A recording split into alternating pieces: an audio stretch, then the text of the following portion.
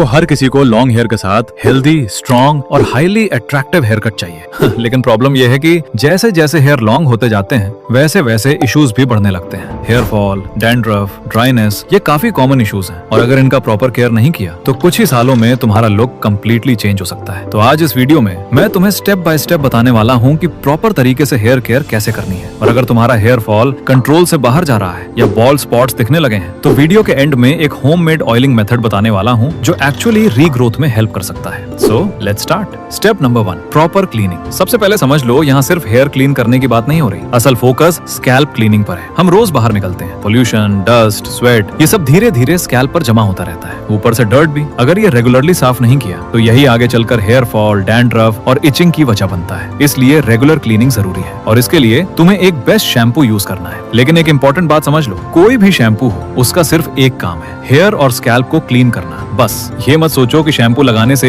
Hair thick, shiny या strong हो जाएंगे, वो उसका काम नहीं है। ओके, तो अब तुम्हारा क्वेश्चन होगा, वीक में कितनी बार शैम्पू करना चाहिए? ये डिपेंड करता है तुम्हारे लाइफस्टाइल पर। अगर तुम ज्यादा बाहर नहीं जाते या डेस्क जॉब करते हो तो वीक में 1 से 2 बार शैम्पू काफी है। लेकिन अगर तुम आउटडोर रहते हो, ट्रैवल करते हो या डस्टी एनवायरनमेंट में काम करते हो तो डेली माइल्ड शैम्पू यूज कर सकते हो। अगर बाल सिल्की हैं तो डेली अवॉइड करना और शैम्पू भी हेयर टाइप और स्कैल्प के अकॉर्डिंग यूज करना। अगर ऑयली स्कैल्प है या बालों में बिना ऑयल लगाए भी ग्रीजी फील होता है तो सैलिसिलिक एसिड या ग्लाइकोलिक एसिड वाले शैम्पू बेटर रहते हैं। ये एक्सेस ऑयल और डर्ट अच्छे से रिमूव करते हैं। अगर स्कैल्प नॉर्मल है तो माइल्ड सल्फेट फ्री और पैराबेन फ्री शैम्पू जो बजट में आए वो ठीक है। अगर डैंड्रफ ज्यादा है तो कीटोकोनाजोल वाला एंटी डैंड्रफ शैम्पू चूज करो और शैम्पू करते वक्त हेयर को जोर जोर से मत रगड़ो, फिंगर टिप से हल्का मसाज करो, कम से कम 1 से 2 मिनट्स तक, ताकि स्कैल्प प्रॉपरली क्लीन हो सके। और चाहे ठंड हो या नहीं, हॉट वाटर से हेयर वॉश नहीं करना है, हमेशा नॉर्मल वाटर यूज करो। Step number 2, maintain moisture. तुमने नोटिस किया होगा कि शैम्पू के बाद हेयर ड्राई और खींचे खींचे से फील होते हैं, क्योंकि शैम्पू सिर्फ डर्ट ही नहीं हटाता, वो नेचुरल मॉइस्चर भी हटा देता है। इसलिए शैम्पू के बाद कंडीशनर काम में आता है। कंडीशनर बेसिकली वो मॉइस्चर वापस देता है जो शैम्पू के दौरान निकल गया था। इसीलिए कंडीशनिंग के बाद हेयर सॉफ्ट, स्मूथ और हेल्दी लगते हैं। तो करेक्ट मेथड क्या है? सिंपल है, शैम्पू करने के बाद पहले हेयर से एक्स्ट्रा पानी निकाल दो। पूरी तरह ड्राई नहीं करना, बस पानी टपकना बंद हो जाए। फिर अपने हेयर लेंथ के हिसाब से थोड़ा सा कंडीशनर लो और सिर्फ हेयर स्ट्रैंड्स पर अप्लाई करो, स्कैल्प पर नहीं। बस इतना सा सिंपल स्टेप है, लेकिन अगर सही तरीके से करो तो हेयर की फील और लुक दोनों इंप्रूव होते हैं। Step number 3, drying. Hair wash करने के बाद ज्यादातर लोग इस स्टेप को सीरियसली नहीं लेते, लेकिन हेयर ड्राइंग भी उतना ही इंपॉर्टेंट है। सबसे कॉमन गलती क्या है? वेट हेयर को टॉवल से जोर जोर से रब करना। जब हेयर गीले होते हैं तब वो सबसे ज्यादा वीक होते हैं। उस टाइम अगर तुम उन्हें जोर से रगड़ते हो तो ब्रेकेज बढ़ता है और धीरे धीरे रूट्स भी वीक हो सकते हैं। इसकी जगह क्या करना है? हेयर को जेंटली पैट करो, हल्के हल्के प्रेस करो। अगर पॉसिबल हो तो माइक्रोफाइबर टॉवल यूज करो। ये नॉर्मल टॉवल से बेटर वाटर एब्जॉर्ब करता है और फ्रिक्शन कम करता है, जिससे डैमेज भी कम होता है। अगर ड्रायर यूज कर रहे हो तो नॉर्मल कूल टेम्परेचर पर यूज करो, हॉट एयर अवॉइड करो, क्योंकि हीट स्कैल्प को ड्राई करती है, जिससे ड्राइनेस और डैंड्रफ दोनों बढ़ सकते हैं। इसलिए ड्राइंग को लाइटली मत लो, सही तरीके से करो। स्टेप नंबर 4,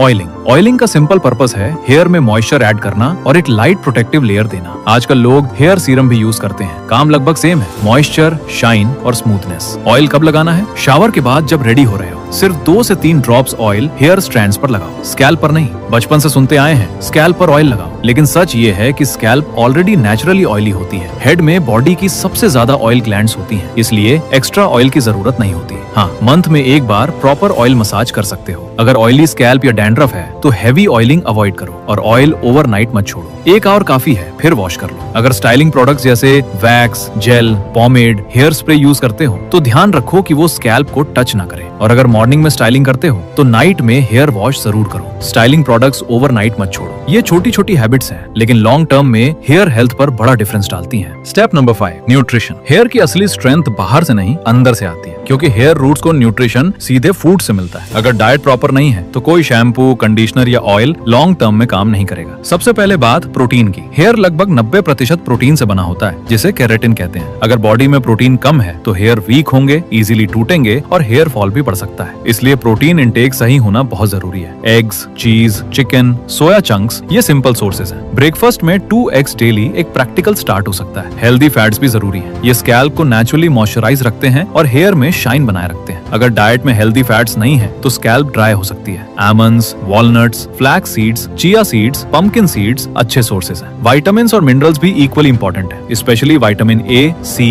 ई, जिंक और biotin. Vitamin A scalp health के लिए इंपॉर्टेंट है। Spinach, broccoli, carrots, sweet potatoes खा सकते हो। विटामिन सी कोलेजन सपोर्ट करता है और हेयर रूट्स को इनडायरेक्टली स्ट्रॉन्ग बनाता है। ऑरेंजेस, आंवला, लेमन अच्छे सोर्सेज हैं। ये कुछ सिंपल फूड हैं जिससे तुम्हारे बाल हेल्दी और स्ट्रॉन्ग रहेंगे। Step number 6, hydration and lifestyle. देखो ये चीजें भी मैटर करती हैं, इसीलिए डेली 7 से 8 ग्लासेस वाटर पियो। वाटर कम होगा तो स्कैल्प ड्राई हो सकती है और डैंड्रफ भी बढ़ सकता है। प्रॉपर स्लीप लो, स्ट्रेस कम करो। Stress directly hair fall trigger करता है। नेचर में सिर्फ 5 मिनट्स वॉक करो, स्ट्रेस लगभग 30% तक रिड्यूस हो सकता है। अब सुनो एक लाइफ सेविंग टिप, और ऑनेस्टली ये थोड़ा वियर्ड लगेगा, लेकिन बिलीव करो अनियन जूस रीग्रोथ में हेल्प कर सकता है। अगर तुम्हारा हेयर फॉल अब सीरियस लेवल पर पहुंच गया है या बॉल्ड स्पॉट साफ दिखने लगे हैं तो अनियन जूस तुम्हारे लिए गेम चेंजर बन सकता है। 2002 की एक स्टडी में बॉल्ड स्पॉट्स वाले मेन ने 6 वीक्स तक दिन में 2 बार अनियन जूस यूज किया था और सिर्फ 4th वीक तक 93% लोगों में न्यू हेयर ग्रोथ दिखाई देने लगी। यूज करना भी सिंपल है। एक अनियन लो, उसका फ्रेश जूस निकाल लो, फिर कॉटन पैड या छोटा टॉवल उसमें डिप करो और जहाँ हेयर थिन हो रहे हैं या बॉल्ड एरिया है वहाँ जेंटली डैप कर दो। इसे मॉर्निंग और नाइट दोनों टाइम लगाओ। कम से कम 4 वीक्स तक कंसिस्टेंटली लगाओ। लगाने के बाद 15 मिनट्स ऐसे ही रहने दो, फिर नॉर्मल पानी से धो लो। अनियन जूस में सल्फर और एंटीऑक्सीडेंट्स होते हैं जो स्कैल्प में ब्लड फ्लो बढ़ाते हैं और इनएक्टिव हेयर फॉलिकल्स को फिर से एक्टिवेट करने में हेल्प करते हैं। अगर स्मेल प्रॉब्लम लगे तो थोड़ा सा कोकोनट ऑयल या रोज वाटर मिक्स कर लो, स्मेल काफी मैनेजेबल हो जाएगी। अगर तुम रेगुलरली करते रहोगे तो कुछ ही हफ्तों में छोटे छोटे न्यू हेयर्स दिखने शुरू हो जाएंगे और वहीं से तुम्हारा कमबैक शुरू होता है। देखो हेयर केयर के साथ हेयर स्टाइल भी मैटर करती है, तो अगर तुम्हें 2026 में अपने लुक्स को इम्प्रूव करना है तो स्क्रीन पर दिख रही वीडियो पे क्लिक करो। वहाँ मैंने अच्छे से एक्सप्लेन किया है कि तुम्हारे फेस पर कौन सी हेयर स्टाइल अच्छी लगेगी।